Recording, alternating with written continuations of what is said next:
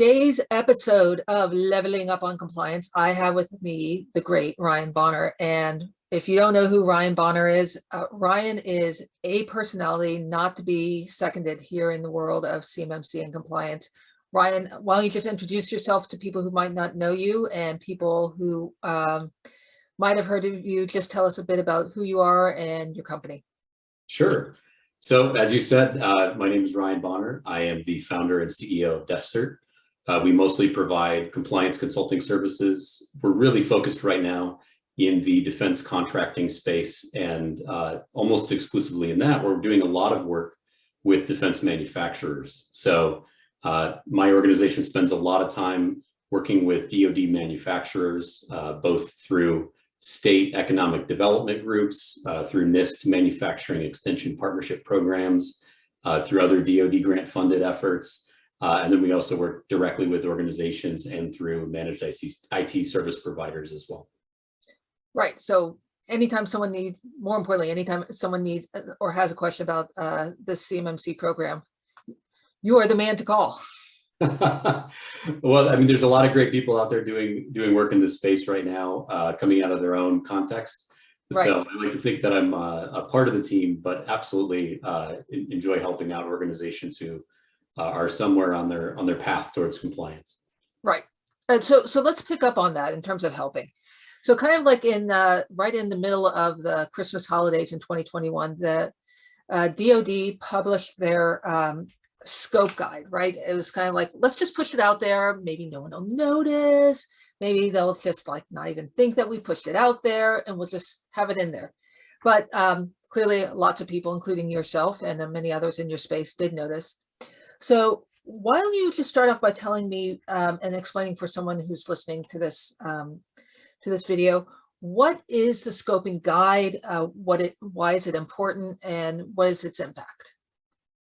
Yeah, all important questions that need to be answered. I think one of the biggest things organizations should be aware of is that this new scoping guidance is different and unique from some of the areas they may have been focusing on for the past several years. So when we work with defense contractors, their primary North Star up until now has been the DFARS contract clauses that they get from prime contractors and from agencies. And that clause says that we have to provide adequate security in a very specific scope, which is covered contractor information systems. That's where the CUI is actually handled, it's stored, it's processed, it's transmitted. Now with the new scoping guidance, we are given expanded scope where we are supposed to assess, CMMC practices. And so because of that, we now have more overall assets that need to be included in our purview.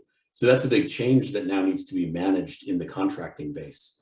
And organizations sort of have to come to grips with the fact that there's now two scopes. There's their DFARS contractual obligation scope, and then there's the scope for assessment in the context of CMMC, which is broader and covers more asset types.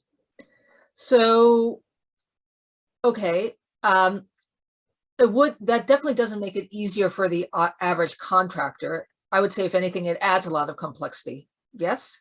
Absolutely. And that's because we now have to sort of break down our overall organization into its composite asset types and figure out where we land, which of our assets falls into this category versus the other. There's multiple asset types that are written in the scoping guidance. Right. We've got assets that are out of scope, so we don't worry about them. We've got assets that are sort of within the same overall boundary of our CUI handling environment, but somehow through risk managed approaches, we don't really assess them.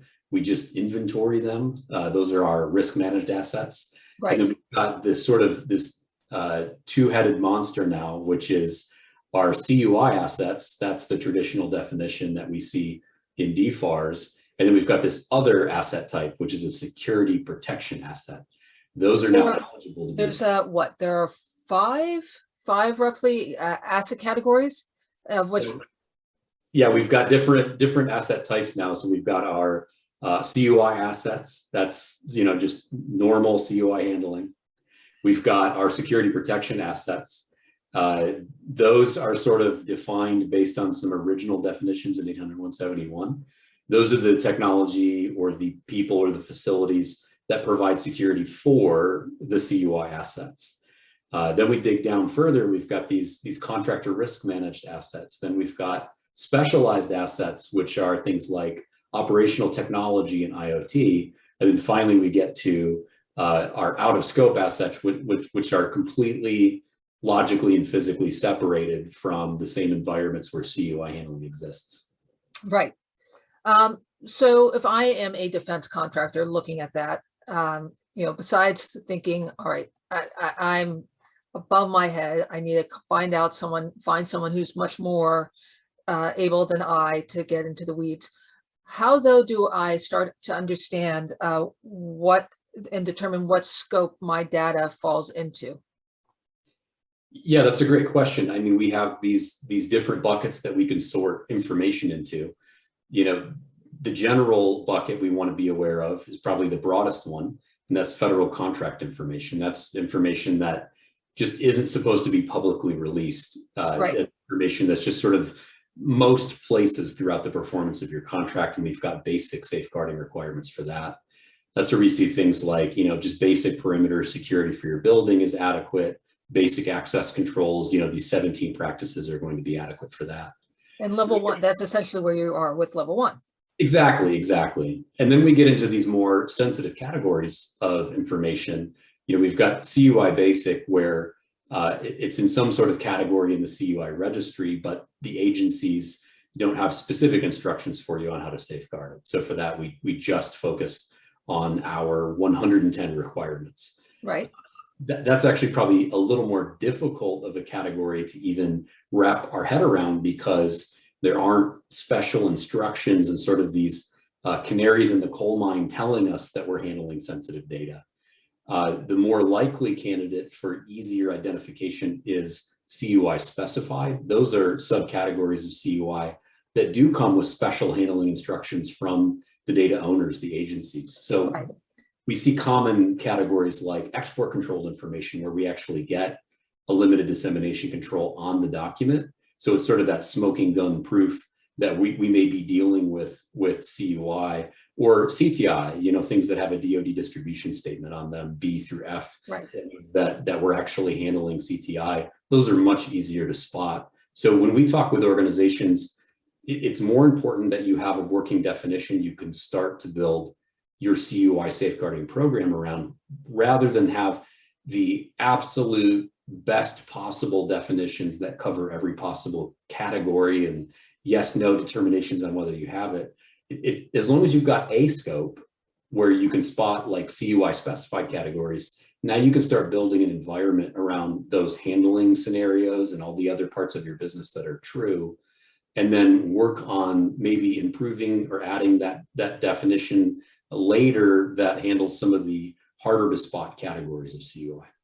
So I guess this is not necessarily a question as much for the listener, but as for me. So if you are doing anything that's in dealing with CUI, you're being bound to the requirements of NIST 800-171. If it's any of this other stuff like the specialized assets or controlled risk managed assets, those are outside of, those are bound by requirements outside of NIST, or only if they're not CUI?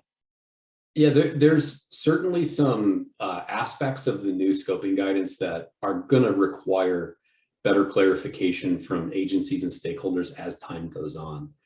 For example, nation state actors don't opt to not target specialized assets. Sometimes they're an excellent. That's quite the opposite. Absolutely. And so I think that's a situation where the DoD understood that the current practices as written don't have the capacity to talk about anything other than a traditional IT environment. And so much in the same way that NIST 853 has industrial control system overlays, we will probably see a set of overlays or a set of expanded requirements in some future revision that give us tools to safeguard and secure those assets. So I would expect those to come back into the assessment scope in the future.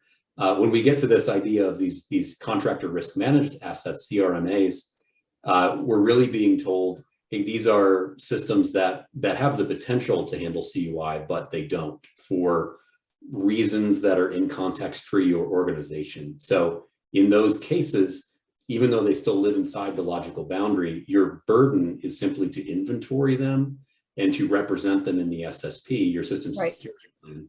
And then at that point, that's sort of the extent of the assessment. So I would say that for most organizations, the juice isn't worth the squeeze when it comes to going through all of that process just to rule certain assets out.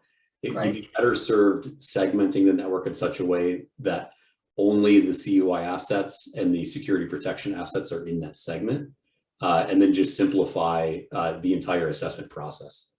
So that speaks also to kind of creating an enclave approach, right? As well, where you might consider only having part of your company kind of beholden to these rules of classifying and managing CUI. What do you say to that? How is that as an approach? What I know there are many many people out there who will say, you need to secure your whole workspace, but it seems like Enclave is an intelligent approach when you're faced with kind of all of these different data types and you want to just focus on protecting CUI. Yeah, I think that the decision to consider an enclave in your environment is very much informed by the initial scope you land on. So here are the most evident types of CUI that I handle. And then from there, here are the business processes that consume that data. From that point, what are the systems that sit underneath those systems? And then so you end up with a sort of an information scope and then a system scope. If you find yourself in a position where sensitive customer data or data that you're under contract to create as a deliverable doesn't seem to touch critical line of business applications like your ERP system or things like that, then an enclave approach becomes much more attractive because you can potentially separate data flows out. We also see organizations choosing to flow limited synthetic data through certain production processes or contract fulfillment processes so that they can sort of set aside significant revenue generating systems that exist in their business. If you can imagine one of those approaches working for you, then an enclave allows you to practice cost avoidance and scope control for the requirement and where those need to be applied. So there's kind of this second scope we need to think about, which is where we expect to apply these requirements and how costly or cost efficient that application is. So we look at some of the expanded definitions of asset types in the scoping guide, and we've got things like people assets, technology assets, facilities themselves. It may be simpler to deploy physical security controls facility-wide, and that might make sense. And you might do general training and awareness for your employees company-wide, and that might make sense. I think where we see the benefit of a more enclaved approach is going to be in that technology asset category.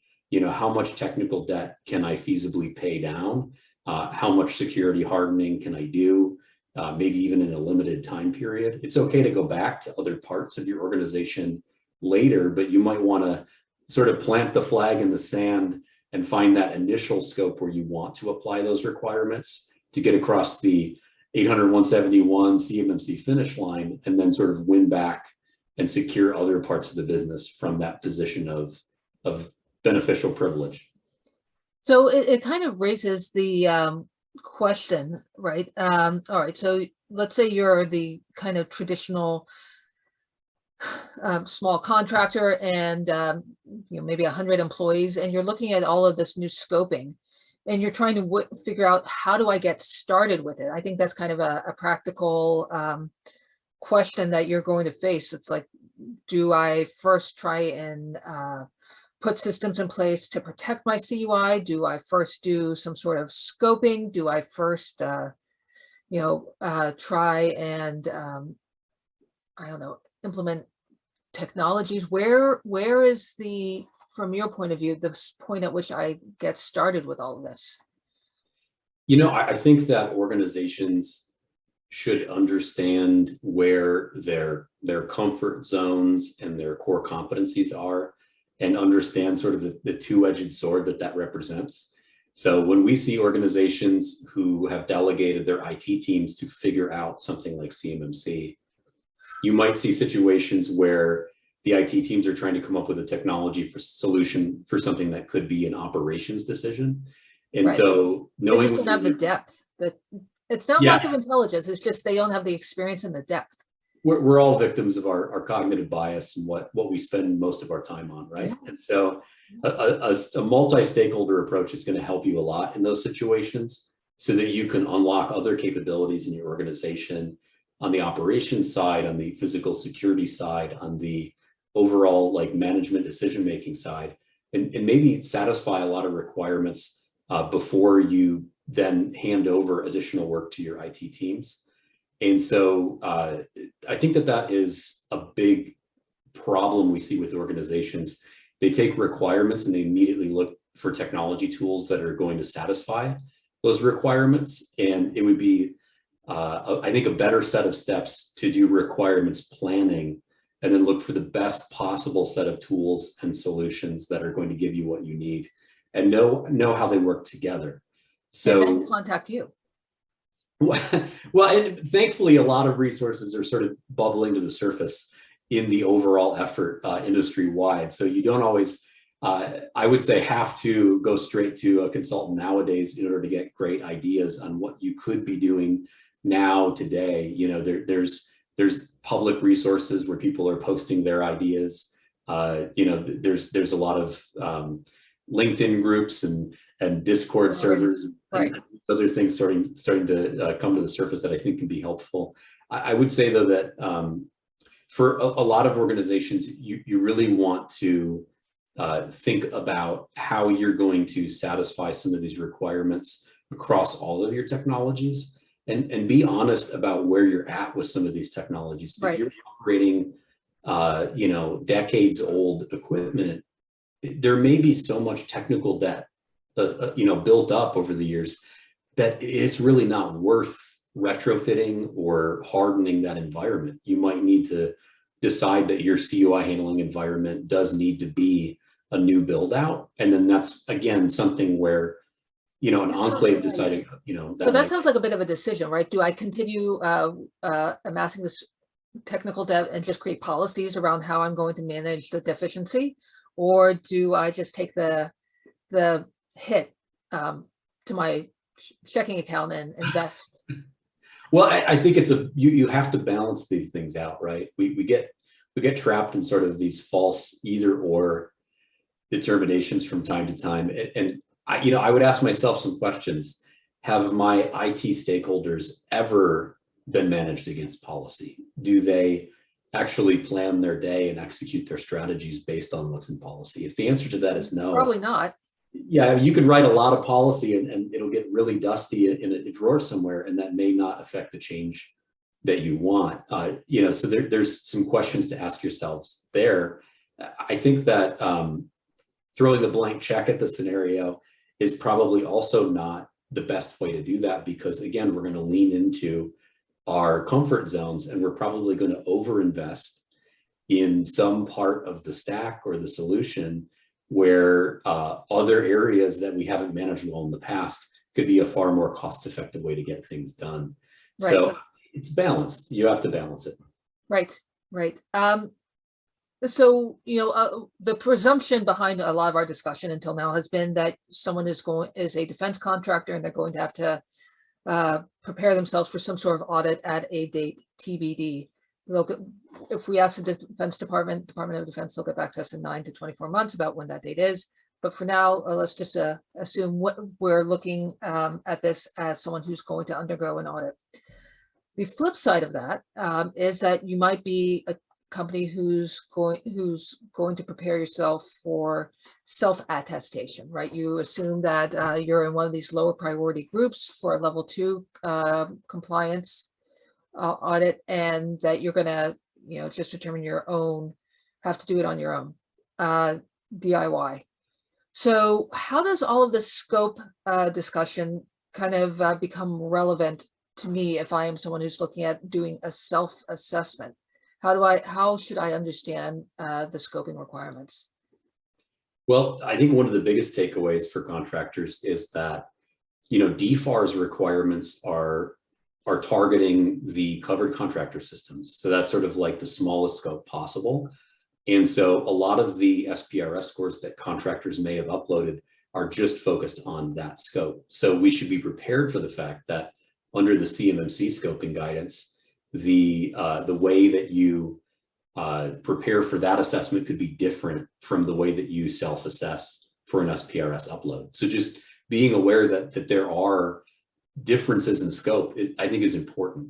So, we do have to sort of separate how we scope and prepare and self-assess against future CMMC certification, and then internal scoping against just the security of our covered contractor systems. So that's sort of a branching path. If you're that lower category of this future bifurcated category of CUI where you might never be subject to a CMMC assessment, you might actually have a smaller scope. The caution that I would give to contractors is if you're handling CUI specified categories, things like CTI and export controlled information, I think it's really unlikely that those data types are ever going to fall into the lower category, just because of the nature of the data. The fact that there is a distribution statement where the DoD made a risk-based determination of the value of that data means it's probably not down in one of those lower categories. The same thing goes for something that qualifies as a defense article with ITAR data. That's more sensitive in its nature. I wouldn't expect that data to ever fall into the lower category that's being discussed. When you say lower category, do you mean the whatever they're calling kind of, and the bifurcation, the one that you essentially get to self-assess? You're saying that like ITAR is never going to fall under self-assessment. I mean, so the big kind of gotcha is that people feel that they are going to be able to self-assess, and that therefore they have some sort of pass to not live up to the full intent of the requirements, right? That they get some sort of leniency, some sort of favored status in which they don't have to be as strict on themselves. I guess, how do you assess that? Do you see that as a risk?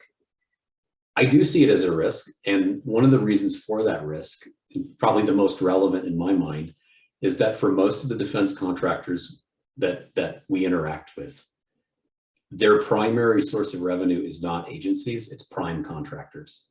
And prime contractors are not interested in a multi-tiered sorting and grading system for their customer base, their suppliers. Like, they don't want to have to deal with that. That's why when 7019 and 7020, the DFARS clauses that the interim rule, the primes weren't interested in whether you actually were in line for a contract that required an SPRS upload. They just applied blanket measures to their supply chain. They said, all of you better have an SPRS score uploaded. So from that perspective, I don't foresee people being able to sort of settle into a lower category with less accountability. That the primes aren't interested in managing people against different sets of most favorite. There's no most favorite contractor status. Yeah, I mean, we could see all sorts of interesting interpretations of this, but I see all of these different enforcement strategies converging. We've got, DoD talking about forcing senior leadership to annually attest to safeguarding requirements. You've got DFARS contract language and CUI safeguarding language being baked into contractor purchasing system reviews for anyone who's subject to that under DCMA. You've got the expansion of the DIBCAC program for overall 800-171 assessments. There's all sorts of things that are sort of coming together at around the same time that the likelihood that you will just not be subject to or avoid all of those seems unlikely on a long enough timeline. Right. And so we are left telling the defense contractors, right, there is no way to kind of avoid getting onto the compliance path, get started, and get moving. Yeah, if we look at even the docket for different acquisition rulemaking sessions this year alone, I mean, we very well could see the federal acquisition regulation for CUI, the FAR CUI rule, that's about 6 years overdue, actually show up this year. And if that happens, we're now having to repeat the same conversation for all government contractors. So if we think about some of the industries that are more likely to be affected by that, we think about things like healthcare and financial markets and insurance and all these other things, higher education. When those industries who traditionally have more money in their pockets to spend on safeguarding programs come along and suddenly need all of the same resources that the DIB is currently leveraging, there's a scarcity that is going to emerge in that demand curve. And so I think the DIB owes it to themselves to figure out what is needed now and get it in place before better funded industries come along and it's harder and harder to get the help you need and implement, and more expensive. Right. And with that, we will say thank you. And thank you for joining us, Ryan. My pleasure.